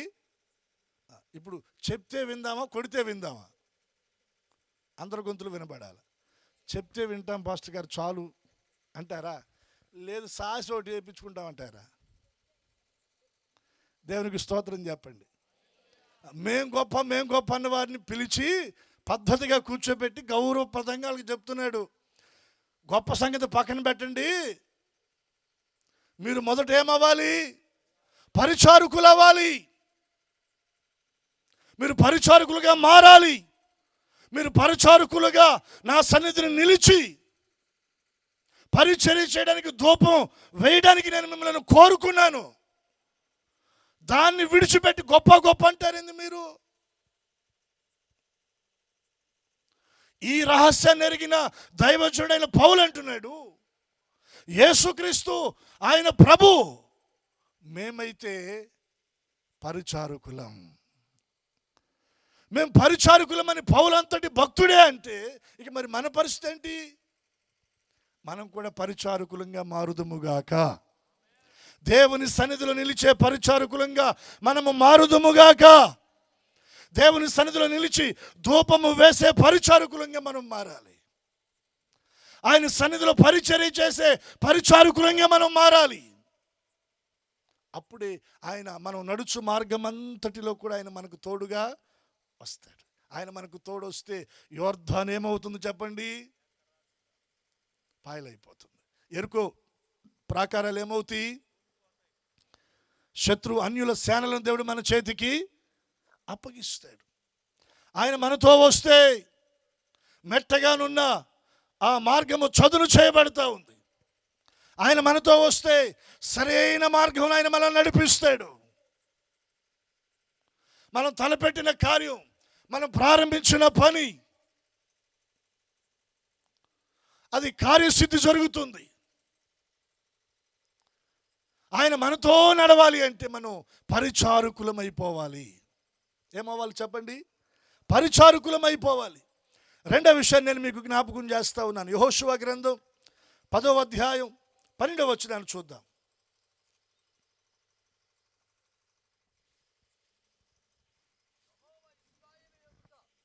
యెహోవా ఇశ్రాయేలీయుల ఎదుట అమోరీయులను అప్పగించిన దినమున ఇశ్రాయేలీయులు వినుచుండగా యెహోషువ యెహోవాకు ప్రార్థన. యెహోషువలో ఇంకొకటి ఏంటి? ప్రార్థన. ప్రార్థన. ఎక్కడున్నాడు యెహోషువ? యుద్ధ భూమిలో ఉన్నాడు. శత్రువులతో యుద్ధం చేస్తూ ఉన్నాడు. యుద్ధ భూమిలో దూసిన కత్తి చేతబట్టి మరొక చేతి డాలు పట్టుకొని శత్రువులతో యుద్ధం చేస్తూ యెహోషువ ఏం చేశాడంట? ప్రార్థన చేశాడంట. దయచేసి మన్నించండి, కాస్త పగల పని కాస్త ఎక్కువైంది అనుకోండి, సాయంత్రం మనకేం తగ్గిపోద్ది? ప్రార్థన ఖచ్చితంగా ఆ రోజు పులి స్టాప్ పెట్టేస్తాం. మనం ఇక్కడ గమనించాలండి, యుద్ధ రంగంలో, యుద్ధ భూమిలో శత్రువులతో పోరాడుతూ యుద్ధం చేస్తూ యెహోషువ ఏం చేశాడు? ప్రార్థన చేశాడు. యుద్ధములో కూడా, యుద్ధ భూమిలో కూడా యెహోషువ జీవితంలో ప్రార్థన అనేది ఒక భాగం అయిపోయింది. ఒక 2-3 రోజుల క్రిందట మా పాప సాత్వి అండి ఇంట్లో నెంబర్ వాట్సాప్కి ఒక ఫోటో, దాని కింద ఒక కొటేషన్ రాసింది. అది ఇంగ్లీష్లో రాసింది, నేను తెలుగులో చెప్తున్నాను. ఏమని రాసిందంటే, ప్రార్థనే మా ఊపిరి. ఏంటి చెప్పండి? ప్రార్థనే మా ఊపిరి. ప్రార్థనే మా ఊపిరి. ఊపిరి తీసుకోకుండా మనం బ్రతకగలమా? ఊపిరి తీసుకోకపోతే ఏమైపోతాం? మనం చచ్చిపోతాం. ఆత్మీయ స్థితిలో ప్రార్థన లేకుండా మనం బ్రతికి ఉండలేం. ఆత్మీయ స్థితిలో మనం బ్రతికి ఉండాలి అంటే మన శ్వాస ప్రార్థన అయి ఉండాలి. ప్రార్థన అనే శ్వాస మనం పీలుస్తూ ఉంటేనే ఆత్మీయ స్థితిలో మనం బ్రతికి ఉండగలం, లేకపోతే చచ్చిపోతాం. యుద్ధ భూమిలో యుద్ధం చేస్తూ శత్రువులతో పోరాడుతూ కూడా యెహోషువ ప్రార్థన చేస్తూ ఉన్నాడు. తన జీవితంలో ప్రార్థన ఒక భాగం. ప్రార్థన లేకుండా యెహోషువ లేడు, యెహోషువ లేకుండా ప్రార్థన లేదు అన్నట్టుగా. ఈరోజున మరి మన పరిస్థితి, ప్రభువు అంటున్నాడు, నా కొరకు మీరు ఒక గడి అయినను మేలుకొని. యేసు ప్రభు శిష్యుల గురించి తేలిగ్గా మాట్లాడేస్తాం. మరి ఆ విషయం నీ దాకా వస్తే, ఆ విషయం నా దాకా వస్తే, దేవుని కొరకు ఎన్ని గడిలు మేలుకొని ప్రార్థించావు నీవు? సంఘము కొరకు, జరుగుతున్న పరిచర్య కొరకు, నశించిపోతున్న ఆత్మల రక్షణార్థమై ఏర్పాటు చేసిన సభల కొరకు ఒక గడి అయినా నీవు మేలుకొని ప్రార్థించిన అనుభవం నీ జీవితంలో ఉందా? పాస్టర్ గారు పెట్టారు కాబట్టి పాస్టర్ గారు చేసుకుంటారు ప్రార్థన, పాస్టర్ గారు ఉంటారు ఉపవాసం, పాస్టర్ గారు ఖర్చు పెట్టుకుంటారు, పాస్టర్ గారు పనులు చేసుకుంటారా? ఈ సభలు ఎవరి కోసం చెప్పండి? సంఘము క్షేమాభివృద్ధి చెందాలి. సంఘములో ఉన్న ప్రతి ఒక్కరు ఆత్మీయంగా బలపరచబడాలి. ప్రభు రాకడ కొరకు సిద్ధపడాలి. మన ప్రాంతంలో ఉన్న ప్రజలు దేవుని వైపు తిరగాలి, రక్షణలోనికి రావాలి. ఈ భారముతో కదా సభలు ఏర్పాటు చేయబడింది. దీంట్లో నీ వంతుగా నీవు ప్రార్థించగలిగావా? ఉపవాసాన్ని ప్రతిష్ఠించగలిగావా? దేవుని కొరకు పని చేయగలిగావా? దేవుని కొరకు ఖర్చు పెట్టగలిగావా?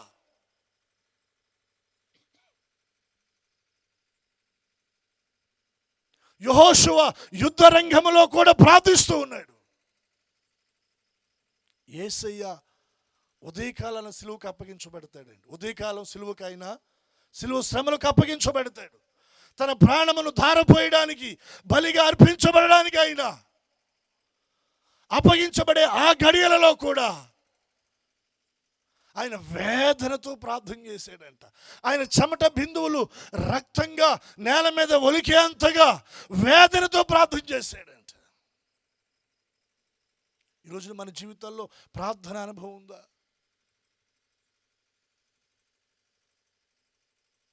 నిజంగా మన జీవితాల్లో ప్రార్థన పర్సంటేజ్ చాలా తగ్గిపోతుంది అనేది చెప్పాలండి.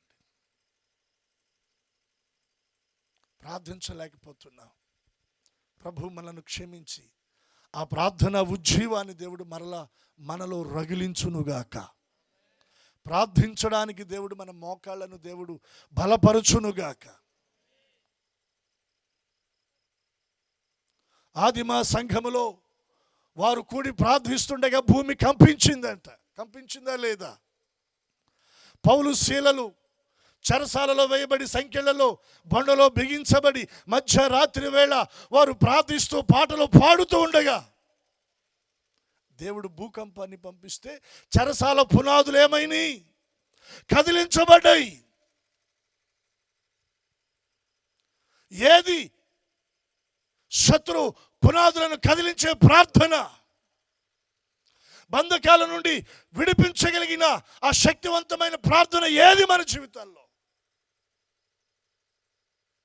వారు మధ్యరాత్రి వేళ ప్రార్థించి పాటలు పాడుతుండగా చెరసాల పునాదులు కదిలించబడ్డాయి. ఖైదీల బంధకాలు ఊడిపోయినాయి. చెరసాల తలుపులు తెరవబడ్డాయి. వారి ప్రార్థనకు అద్భుతాలు జరిగించిన దేవుడు మన ప్రార్థనకు అద్భుతాలు జరిగించడా? ఖచ్చితంగా దేవుడు అద్భుతాలను జరిగిస్తాడు. ఒక చిన్న సాక్ష్యం నేను మీతో పంచుకుంటాను. మా మందిరానికి ఒక బ్రదర్ వస్తూ ఉన్నారు, తన్నీరు చంద్రశేఖర్ గారు అని. తెనాలిలో teak wood timber depot shop ఉంది ఆయనకి. దేవుణ్ణి ఎరగినటువంటి అన్య కుటుంబంలో ఉండి ఈ రోజున ప్రభువును వెంబడిస్తూ ఉన్నాడు. నేను ఆయన అడిగాను, మీరు ఎలా దేవుళ్ళలోనికి వచ్చారని.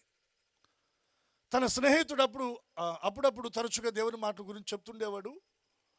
ఈయన విన్నట్టుగా వదిలేసేవాడంట. ఒక రోజున తెనాలి నుండి చీరాల ట్రైన్లో ప్రయాణం చేస్తూ ఉన్నాడు. ట్రైన్ రద్దీగా ఉంది. ఈయన కూర్చున్న పక్కన కొద్దిగా ప్రక్కన ఒక పసిపిల్ల తల్లి ఆ పాపని ఎత్తుకొని సముదాయిస్తూ ఉంది. ఆ పాప గొక్కబట్టి ఏడుస్తూ ఉందంటండి. ఆ తల్లికి సంబంధించిన బంధువులు ఉన్నారు. 2-3 తీసుకొని ఆ చిన్న బిడ్డని వారు ఎత్తుకొని సముదాయించే ప్రయత్నం చేశారు, కానీ ఏడుపు ఆపటం లేదు. ఆ తల్లికి భయం అయింది, ఆ చుట్టాలకు కూడా భయం అయింది.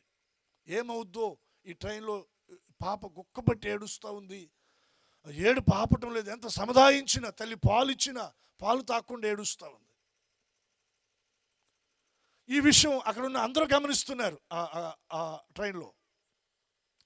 ఆ సమయంలో అక్కడ ఉన్నటువంటి ఒక సేవకురాలు లేకపోతే విశ్వాసం కూడా ఈయనకి తెలియదండి.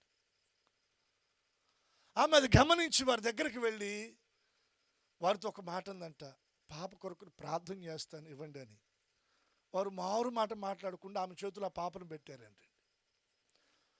కళ్ళు మూసుకొని ఆ పాపను చేతిలో తీసుకొని చిన్న ప్రార్థన చేసిందంట. ప్రభా, ఈ పాపను ముట్టయ్యా, ఎందుకు ఏడుస్తుందో తెలియదు, తల్లి బంధువులు కంగారు పడుతున్నారు. చిన్న ప్రార్థన చేసి యేసునామములో ఆమేన్ అనగానే ఏడుపు ఆపేసిందంట. ఏడుపు ఆపేసిందంట. గట్టి కొట్టచ్చు, ఇబ్బంది ఏం లేదులేండి. చప్పట్లో కొడితే పౌలరాజు గారు ఏమైనా ఫైన్ వేస్తారా?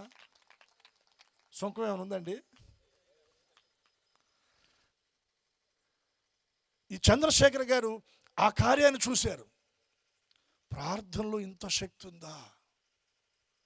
ఆ రోజు వెళ్ళారు, ఆ చీరల ఆయన తన పని చూసుకున్నారు, మళ్ళీ తిరిగి వచ్చారు. మరుసటి ఆదివారం నుండి దేవుని మందిరానికి వెళ్తూ ఉన్నారు. వాక్యం విన్నారు, మారు మనసు పొందారు, బాప్తిజం పొందారు. దేవుని కొరకు ఈ రోజున అన్య కుటుంబంలో నుండి సాక్షిగా దేవుని కొరకు నిలబడ్డారు. హల్లెలూయా. బిగ్గరగా చెప్దాం, హల్లెలూయా. కొందరికి నలుగురిలో ప్రార్థన చేయాలంటే బిడియం, సిగ్గు.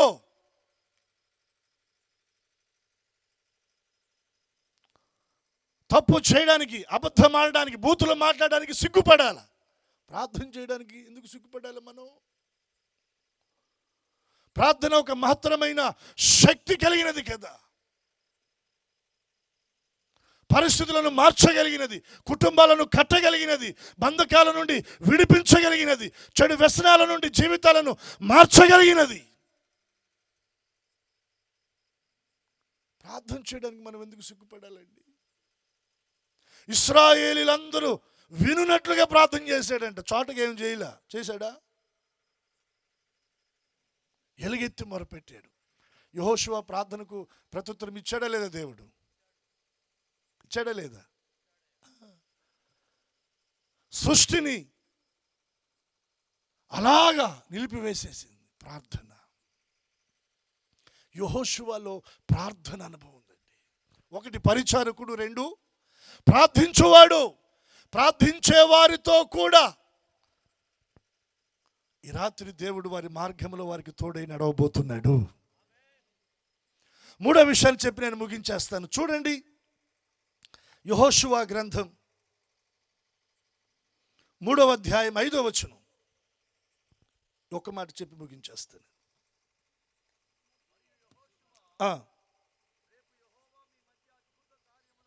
దేవుడు మీ మధ్యన అద్భుత కార్యాలను చేస్తాడు గనుక మిమ్మును మీరు ఏం చేయాలి? మిమ్మును మీరు పరిశుద్ధపరచుకోవాలి. రేపటి దినాన మీ మధ్యన దేవుడు అద్భుత కార్యాలను జరిగించున్నట్లుగా ఇశ్రాయేలీయులారా మీరేం చేయాలంటే మిమ్ములను మీరు పరిశుద్ధ.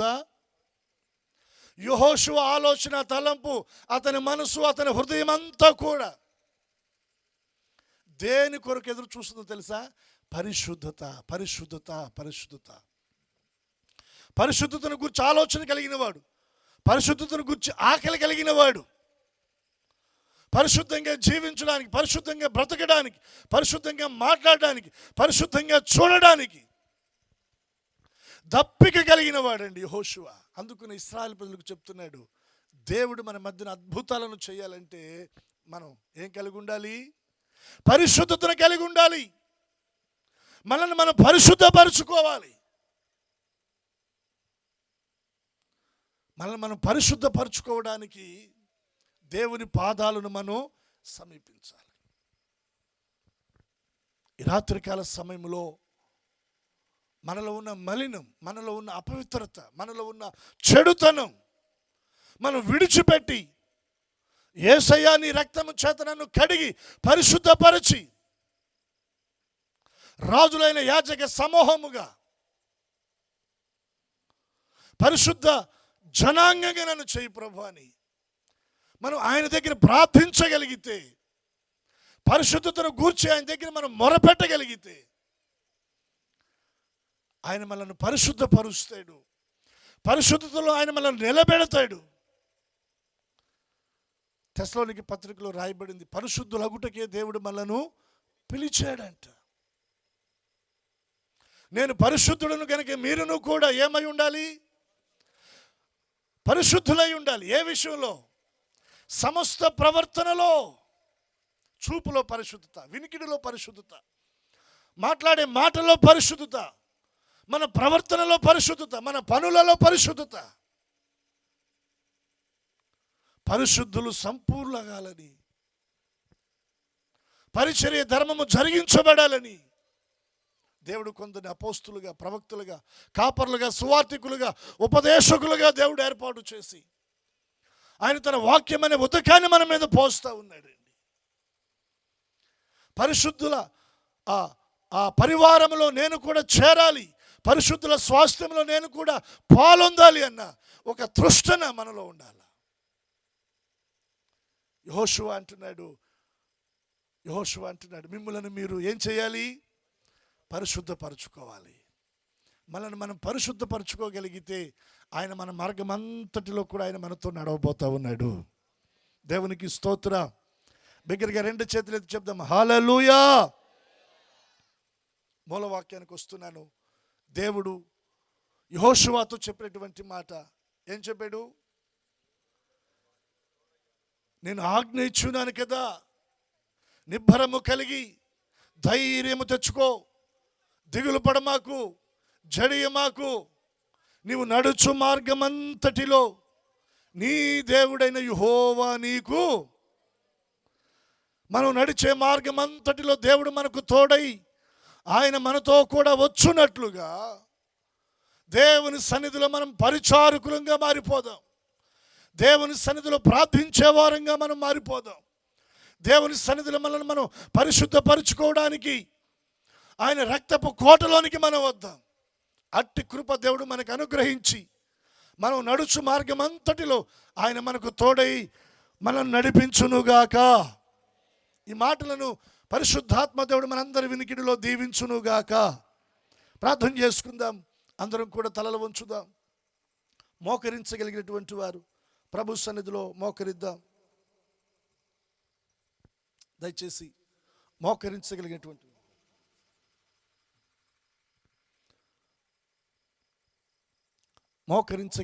వారు దయచేసి అందరూ కూడా మోకరిద్దాం. ప్రభు సన్నిధిలో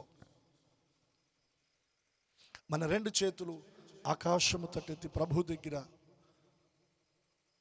ఒక 2-3 నిమిషాలు ప్రార్థన చేసుకుందాం.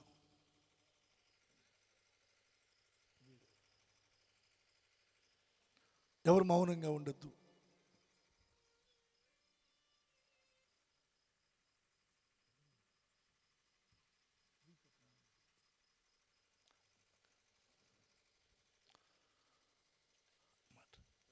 రెండు చేతులు ఆకాశము తట్టెత్తి ప్రభు దగ్గర నేను నడుచు మార్గం అంతటిలో కూడా ప్రభా నీవు మాతో కూడా రావాలి నేను కోరుకుంటున్నానయ్యా. మీ సన్నిధి మాతో ఉండాలి ప్రభా. మీ సన్నిధి మాకు తోడుగా రావాలయ్యా. లోబడనలోని ఒకవేళ మొండి వారంగా ఉంటే ఈ రాత్రి దేవుని పాదాలు పట్టుకొని ఆయనకు మనం లోబడదాం. ఆయన దృష్టిలో ఒకవేళ మనం దోషులుగా ఉంటే, అపవిత్రమైన స్థలాల్లో అపవిత్రమైన వాటికి మనం చోటిచ్చి ఒకవేళ దేవుని సన్నిధిని కోల్పోయి ఉంటే ఈ రాత్రికాల సమయంలో కన్నీళ్లు విడిచి ప్రభువుని అడుగుదాం. ఒక అవకాశం దేవుడి సభల్లో మనకి ఇవ్వబోతా ఉన్నాడు. ఎవరు కూడా మౌనంగా ఉండకుండా ప్రభు దగ్గర మనం చేతులెత్తి ప్రార్థన చేసుకుందాం. నీ తోడు నాకు కావాలి ప్రభా, మీ సన్నిధి నాకు కావాలి ప్రభా, మీ సన్నిధి ప్రభా, మీ తోడు నాకు కావాలి.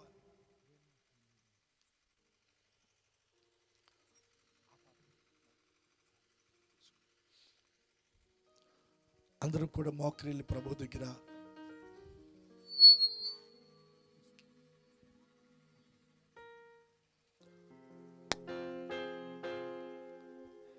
ప్రేమా పూర్ణుడా, స్నేహశీలుడా, విశ్వనాథుడా, విజయ వీరుడా, ఆపత్కాలమందున సర్వలోకమందున్న దీన జనాలి దీపముగా వెలుగుచున్నవాడా,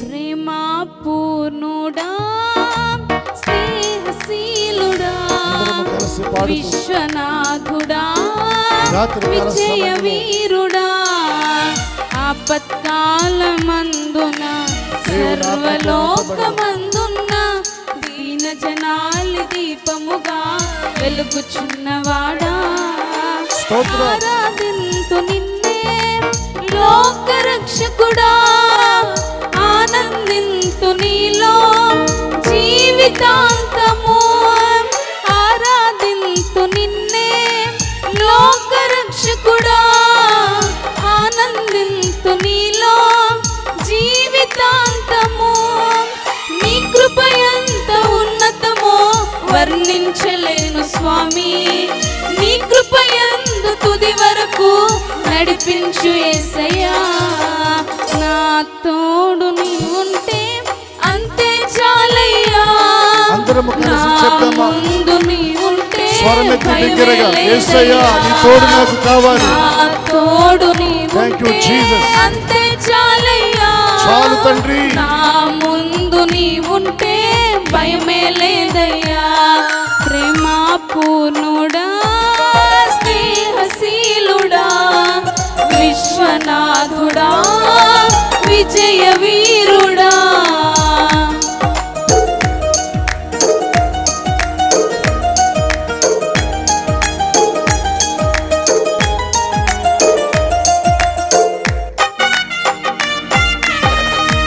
చప్పట్లు కొడుతూ ప్రభువుని ఆరాధిద్దాం.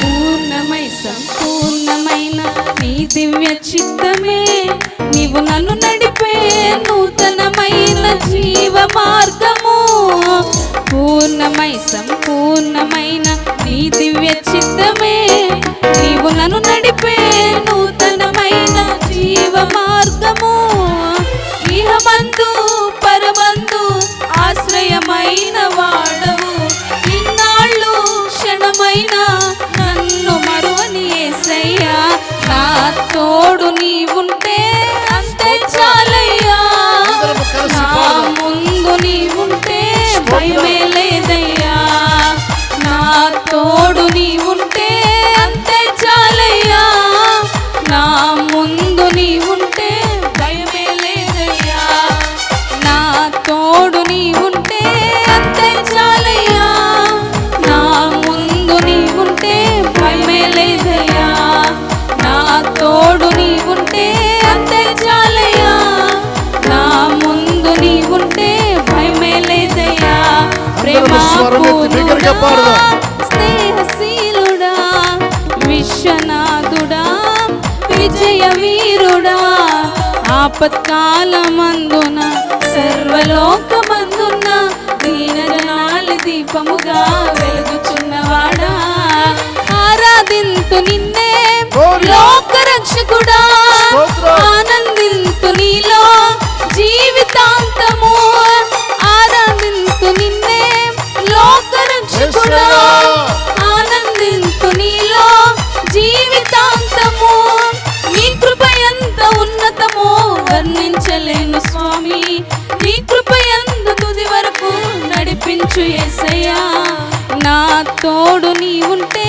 అంతే చాలయ్యా, నా ముందు నీ ఉంటే భయమే లేదయ్యా, నా తోడు నీ ఉంటే అంతే చాలయ్యా, నా ముందు నీ ఉంటే భయమే లేదయ్యా, నా తోడు నీ ఉంటే అంతే చాలయ్యా, నా ముందు నీ ఉంటే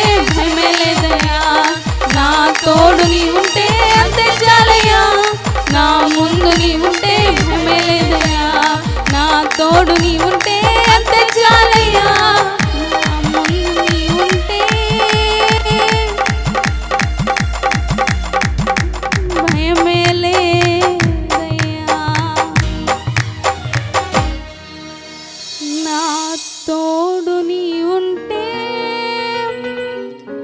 అంతే చాలయ్యా, నా ముందు నీ ఉంటే ఏ భయమే లేదయ్యా. ఒక చిన్న తీర్మానం ప్రభు దగ్గర చేసుకుందాం. నేను నడుచు మార్గం అంతటిలో మీ తోడు నేను కోరుకుంటున్నానయ్యా. యెహోషువ వలె పరిచారకుడిగా, యెహోషువ వలె ప్రార్థన నా జీవితంలో ఒక భాగంగా, యెహోషువ వలె పరిశుద్ధతను కలిగిన వాడినై మీ సన్నిధిలో బ్రతుకున్నట్లుగా నాకు కృప అనుగ్రహించండి నాయన. ఈ రాత్రి మీరు నాతో మాట్లాడుతూ వచ్చిన ప్రతి మాట నా హృదయంలో, నా జీవితంలో ఫలభరితంగా మారునట్లుగా ప్రతి మాటను నా జీవితంలో స్థిరపరచండి తండ్రి. స్థిరపరచండి నాయన, స్థిరపరచండి, స్థిరపరచండి.